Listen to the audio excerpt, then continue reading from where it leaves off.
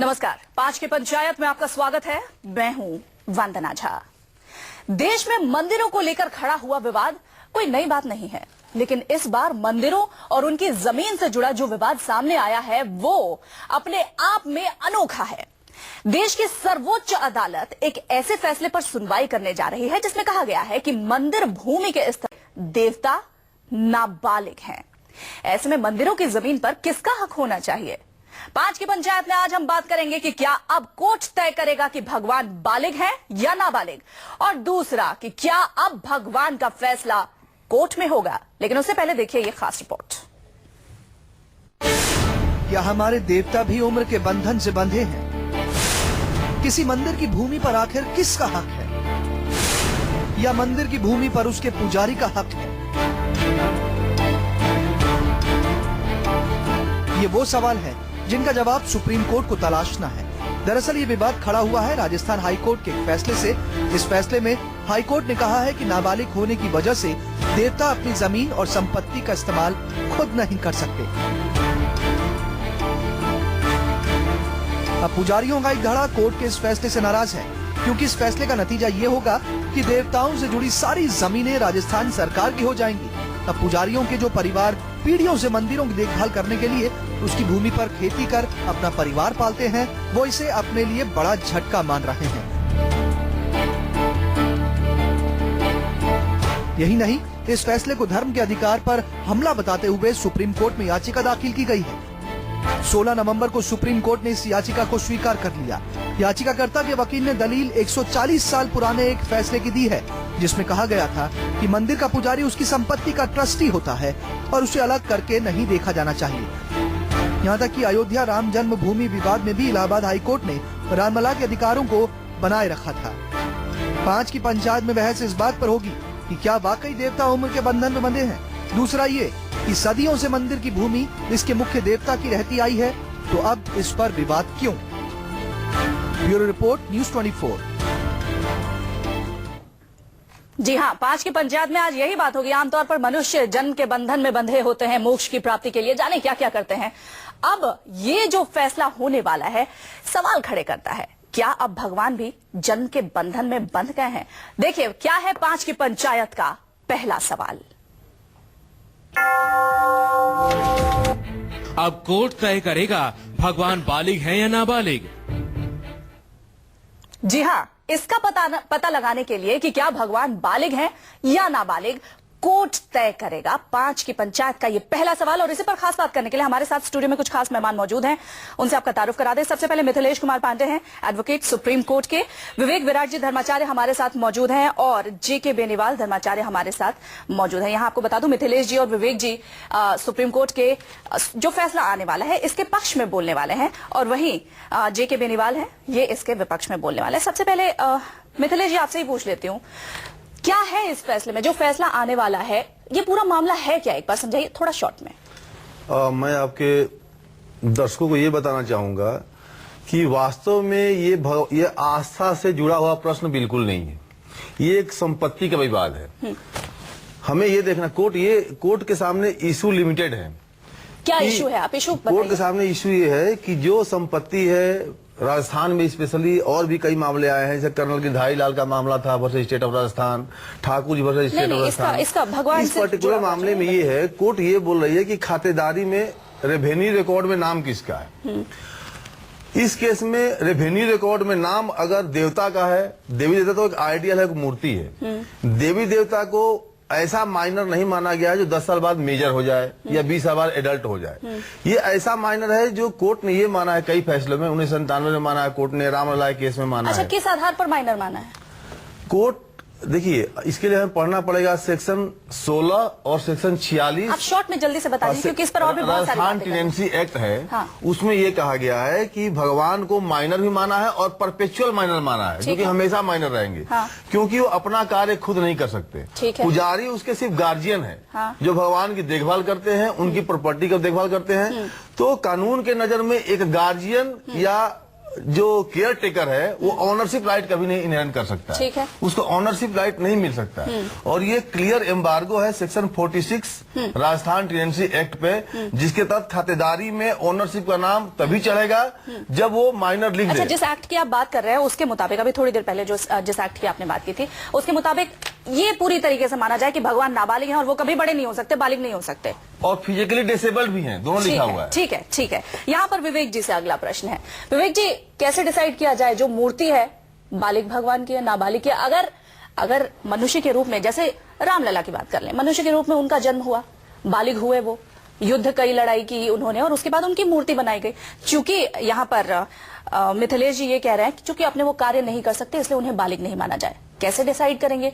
अगर हम शास्त्रों की बात करें, क्या उसमें भी भगवान को बालिग नहीं माना जाता या सिर्फ मूर्तियों को ही बालिग नहीं माना जाता है? ये क्या बात हुई? थोड़ा समझ से परे है, आप जरा इसे विस्तार से समझाएं। देखिए, जहां तक कोर्ट का फैसला है कि वो संपत्ति राज्य सरकार की है, वहां तक तो ठीक है, परंतु उसके पीछे ये तर्क दे देना कि भगवान बालिग नहीं है, नाबालिग हैं, इसीलिए वो जो संपत्ति है वो सरकार को दे दी जाए, वो कहीं ना कहीं विरोधाभास पैदा करता है। क्योंकि भगवान की तो आप आयु का अंदाजा ही नहीं कर सकते, और क्योंकि जो हमारा सनातन धर्म है, जिसको सनातन कहा गया है, जिसका ना आदि है ना अंत है, जिसमें महापुरुष लोग भगवान जिसको हम बोलते हैं, उनकी आयु को कैसे निर्धारण कर सकते हैं? और अच्छा, जैसा यहाँ पर जो मिथिलेश जी बता रहे हैं विराट जी, वो ये कह रहे हैं कि भगवान की जो मूर्ति है, चूंकि भगवान अपने कार्य खुद नहीं कर सकते हैं इसलिए उनको नाबालिग माना जाता है। अब ये क्या लाइन ड्रॉ की गई है? देखिए, जैसा मिथिलेश जी ने कहा कि वो उनके गार्जियन है कौन? जो पुजारी लोग हैं। तो गार्जियन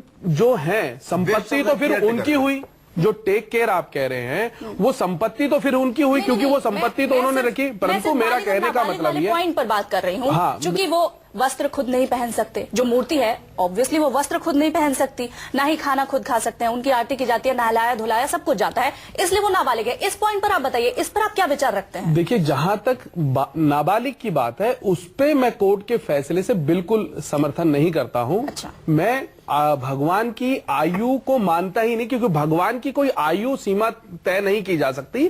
जिस मंदिर में जाके हजारों लोगों की हजारों प्रकार की कामनाएं अलग अलग रूप में पूरी होती हैं, उसको नाबालिग कैसे मान लिया जाएगा? उस वक्त भगवान बालिग हो जाता है, उस समय बालिग हो जाता है। और वहां जो फैसला दे रहे हैं वो भी कहीं ना कहीं किसी ना किसी भगवान को माथा जरूर टेकते होंगे। तो वो बालिग है या नाबालिग है? अपने बच्चों का माथा टेक रहे हैं कि क्या विचार से वो माथा टेक रहे हैं? बेनीवाल जी से अब ले लेते हैं और उनका रिएक्शन। बेनीवाल जी, आप क्या कहते हैं, भगवान नाबालिग हैं या भगवान बालिग हैं? जब प्रॉपर्टी की बात आती है तो भगवान नाबालिग हो जाते हैं, जब विश मांगने की, प्रार्थना करने की या मनोकामना पूरी करने की बात आती है तो भगवान बालिग हो जाते हैं। वंदना जी, देखिए, दो बात समझनी पड़ेगी, बहुत इंपॉर्टेंट बातें हैं। भगवान के दो स्वरूप हैं, ये पूरी दुनिया जानती है, हमारे सारे धर्माचार्य कह रहे हैं। एक भगवान का जो स्वरूप है साक्षात भगवान है, एक प्रोक्ष भगवान है जो सर्वव्यापक हैं, पूरी दुनिया में हर चीज, हर कण कण में व्यापक हैं। तो क्या वो मूर्ति में व्यापक नहीं है? ये केवल भावना का मामला है। जहां तक कोर्ट का आपने कहा, ये कोर्ट का जो फैसला है बालिग और नाबालिग का, मैं समझता हूं कि देखिए, ये फैसले कई बार आ चुके हैं।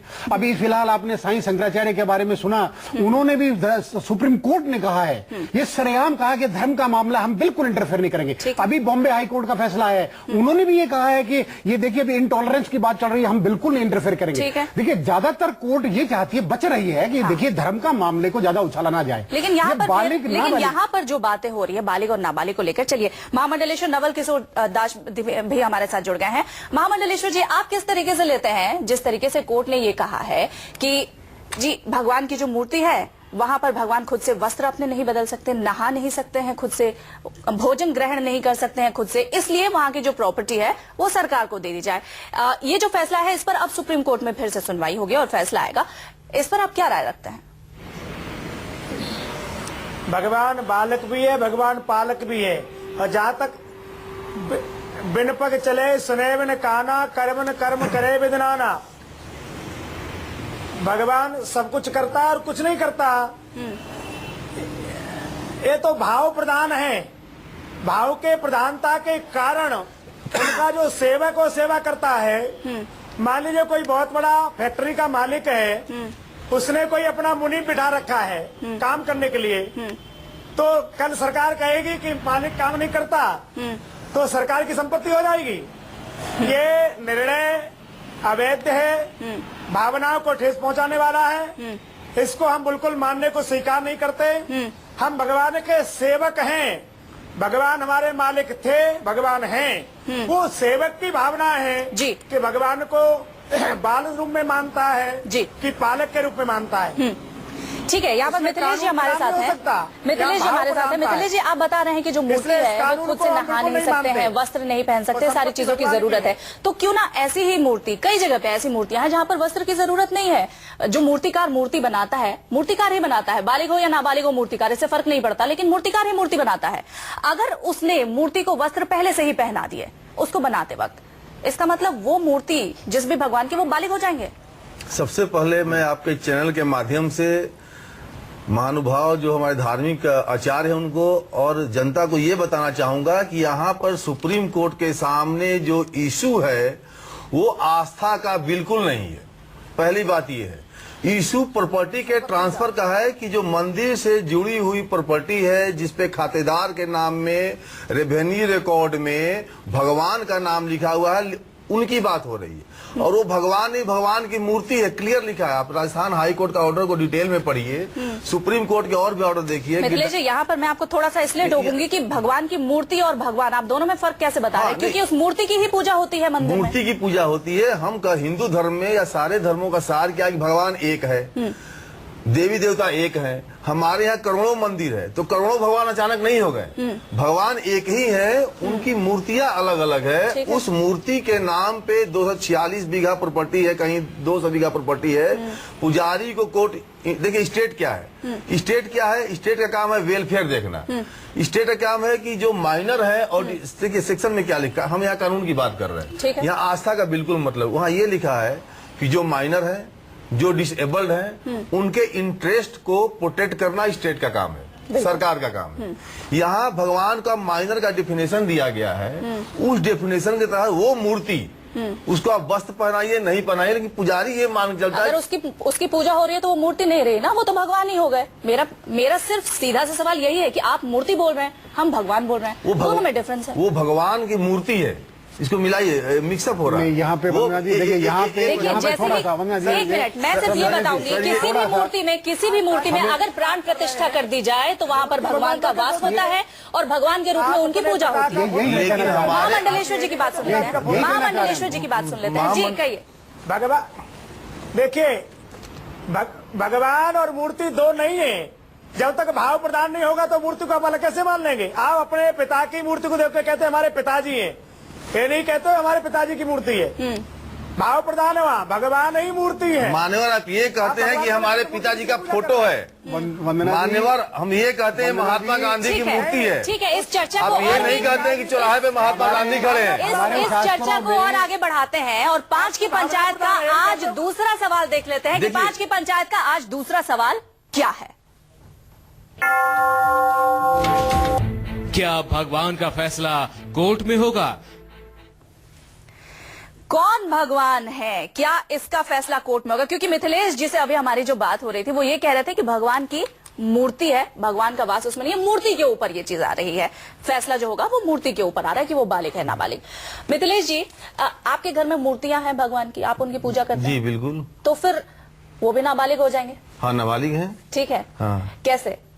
मैं बताता हूँ फिर ये सवाल जो धर्माचार्य हमारे साथ बैठे हुए हैं वो ये बोलना चाह रहे हैं कि भगवान के नाम पे जो संपत्ति है उसको हम ABCD पर्सन को क्या ट्रांसफर कर सकते हैं। मान लीजिए हमारे घर में भगवान की मूर्ति है, हमने भगवान के नाम से 2 बीघा जमीन निकाल दिया और कल को कोई पुजारी उस जमीन को किसी होटेलियर को बेच दे, किसी प्राइवेट पर्सन को बेच दे, तो खातेदारी में भगवान तो हट गए, तो फिर वो जो माइनर है उसकी देखभाल किस प्रॉपर्टी से होगी? इशू ये है, इशू ये नहीं धर्माचार्य उसको देखभाल करे उस पर। देखिए यहाँ इशू क्या है, कोर्ट के सामने 2 इशू हैं। पहला, प्रॉपर्टी ट्रांसफर हो सकता है कि नहीं जो भगवान के नाम पे है। दूसरा, उस प्रॉपर्टी का उपभोग पुजारी कर सकता है कि नहीं अपने लालन पालन, अपने बच्चों के देखभाल के लिए। विवेक जी, लालन पालन की बात यहाँ पर मिथिलेश जी ने की है। पूरी दुनिया का लालन पालन कौन करता है हम सबको पता है, ठीक है। शास्त्रों के बारे में आपको मुझसे तो बहुत ज्यादा ज्ञान है, तो आप ही से पूछती हूँ, क्या भगवान को लेकर यह फैसला कोर्ट में होगा? देखिए, वैसे भगवान का फैसला कोर्ट में तो होता नहीं, क्योंकि जो धर्म है वो कहीं ना कहीं हर चीज से ऊपर उठ के है, जो भगवान सबसे ऊपर उठ के हैं। जो फैसला करने वाले हैं वो भी उस भगवान को मान के ही फैसला करने वाले हैं। तो कोर्ट में तो ये फैसला नहीं होगा, परंतु कोर्ट का जो कहना है, जो मेरा तर्क है वो ये है कि इस प्रकार के जितने मंदिर हैं जिसमें पुजारी लोग हैं, मेरा कोई उनसे विरोध नहीं है। मैं खुद एक पंडित हूं और पंडिताई से मेरी रोजी रोटी चलती है, परंतु विरोध इस बात का है, मैं कोर्ट के फैसले पे इस बात पे सहमत हूं कि वो सरकार का इसलिए हो कि जो उसके पीछे दुरुपयोग होता है, पैसे को लेके, जमीन को लेके, संपत्ति को लेके, उसका दुरुपयोग ना हो, सदुपयोग हो। एक छोटा सा मैं उदाहरण देता हूं। कालका जी मंदिर ज्यादा दूर नहीं है, दिल्ली के अंदर है, वो सब ब्राह्मण परिवार के पास है। वो मंदिर में जहां की शुद्धता, पवित्रता और सात्विकता होनी चाहिए, उस मंदिर के अंदर ना तो शुद्धता रही, ना पवित्रता रही, ना सात्विकता रही। इतना मतलब मुझे शब्द वो बोलना नहीं चाहिए, इतनी गंदगी हो गई है। मंदिर को गंदा कहना, मैं कहूंगा कि मेरी जुबान कट जाए, परंतु इस चीज को अगर ध्यान में रखा जाए तो ये जो जमीनें हैं, ये जो मंदिर हैं, वो कहीं ना कहीं सरकार को अपने हाथ में लेना चाहिए, अन्यथा उन पुजारियों की उसकी देखरेख ठीक रूप से करनी चाहिए। मैं किसी के पक्ष में यहाँ पर नहीं बोल सकती, लेकिन एक मिनट के लिए आपकी बात अगर मैं मान लूं कि आप उनसे सहमत हैं, कोर्ट के फैसले के आप साथ हैं, ठीक है, लेकिन बेनीवाल जी ये बताइए, कोर्ट ने जो बोला है सही बोला है, ठीक है, जो अवैध प्रॉपर्टी भगवान के नाम पर कब्जाई जा रही है वो सरकार को दे दी जानी चाहिए, राज्य सरकार को, लेकिन इसके पीछे जो डेफिनेशन दी गई है बालिग नाबालिग की, अब इसका फैसला भी कोर्ट कर लेगा। भगवान के विषय में कोर्ट ने हमेशा कहा है वंदना जी कि भगवान के विषय में इंसान क्या जान सकता है। 9 किस्म की मूर्तियां बताई गई हमारे शास्त्रों में, मनोमयी, दारूमयी, लोहीमयी, सोने की, चांदी की, 9, उनमें एक मूर्ति है जो सबसे इंपॉर्टेंट मूर्ति है, जिसके बारे में मैं चैलेंज के साथ कहता हूं, सब धर्माचार्य उसको अपनाते हैं, मनोमयी। यानी कि आप उस मूर्ति में भगवान की भावना भरते, जब तो मूर्ति होती, नहीं तो पत्थर है वो। हम ये कह रहे हैं कि बालिग कहना, नाबालिग कहना, कोर्ट का बिल्कुल भी, ये कोर्ट कभी इंटरफेरेंस करती नहीं है। हमें नहीं मालूम इस धार्मिक विषय में क्या जजमेंट आई, जजमेंट हमने देखी नहीं है, लेकिन जहां प्रॉपर्टी की बात है, प्रॉपर्टी को अन्य को मामले आए हैं। एक लास्ट रिएक्शन महामंडलेश्वर जी से ले लेते हैं। महामंडलेश्वर जी आप बताइए कि अगर भगवान के नाम पे कोई अवैध संपत्ति, भगवान की मूर्ति के नाम पे, मंदिर के नाम पे कोई अवैध संपत्ति कब्जा रहा है और कोर्ट उसके लिए इस तरीके का फैसला कर रही है, सुप्रीम कोर्ट में भी अभी फैसला आना बाकी है, इसे आप सही मानते हैं? पहले राजा महाराजाओं ने मंदिरों में संपत्ति लगाई थी जिससे भगवान का भोगराज पूजा हो सके, भगवान की समय पर पूजा हो, भोगराग हो सके, आरती हो सके, इसलिए संपत्ति लगाई गई थी। हो सकता है कहीं एक आध जगह उसका दुरुपयोग हो रहा हो, नहीं तो ज्यादातर वो भगवान की सेवा में लगती हैं, और जो भगवान के सेवक हैं वो भगवान का प्रसाद लेते हैं, उसका उपयोग करते हैं, प्रसाद लेते हैं, दुरुपयोग नहीं करते।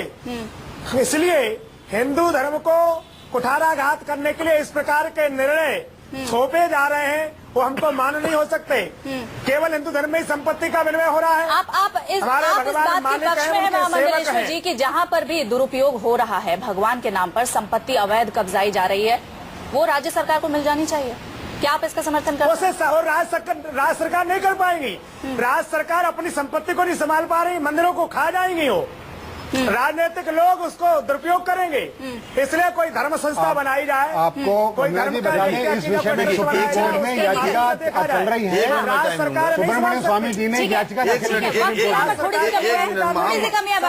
मिथिलेश जी जल्दी से अपनी बात महामंडलेश्वर जी से मैं सिर्फ एक सवाल पूछना चाहूंगा। महामंडलेश्वर जी कृपया आप ध्यान दें, सिर्फ एक सवाल पूछना चाहूंगा कि भगवान या तो बालिग हैं या नाबालिग हैं। अगर कोर्ट नाबालिग मानती है तो ये धर्माचार्यों के पक्ष में है, तभी आपको इतना हक मिला है कि आप उस प्रॉपर्टी का उपभोग अपने लिए भी करते हैं। 1 मिनट महामंडलेश्वर जी।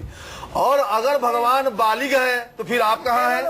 1 मिनट महामंडलेश्वर जी, 2 ही बातें हो सकती हैं, या तो भगवान बालिग है, ठीक है, जवाब ले लेते हैं, समय की कमी है मिथिलेश जी, जवाब ले लेते हैं। बालिग है तो आप सीन में है ही नहीं। जवाब लेने दीजिए, जवाब दीजिए महामंडलेश्वर जी। नहीं, भगवान देखिए, भगवान भावना के प्रधान हैं, हम राजा राम की भी पूजा करते हैं और गोपाल जी की भी पूजा करते हैं, इसलिए हम निमित्त मात्र हैं, संपत्ति भगवान की है, हम भगवान के स्टेट का ये दायित्व बनता है कि भगवान का, इसीलिए स्टेट का ये दायित्व बनता है, और स्टेट संविधान से बधी हुई है कि जो डिसेबल्ड है और माइनर है उसके हितों का ध्यान रखना। संपत्ति का दुरुपयोग करेंगे, सदुपयोग नहीं कर सकती। चलिए यहाँ पर जो हमारे खास मेहमान हैं इस बात में बटे हुए हैं कि भगवान नाबालिग हैं या बालिग हैं, इस पर भी बटे हुए हैं। जो हाईकोर्ट के फैसले का समर्थन कर रहे हैं वो भी मानते हैं कि ये जो पेच है, किस तरीके से आप डिफाइन करेंगे कि भगवान बालिग है या नाबालिग, इस पर भी बटे हुए हैं। 5 की पंचायत में चर्चा यही समाप्त करनी होगी क्योंकि समय की थोड़ी सी कमी है। हमारे तमाम खास मेहमानों का बहुत बहुत शुक्रिया, एक छोटे से ब्रेक के लिए रुकते हैं। आप देखते रहिए News 24।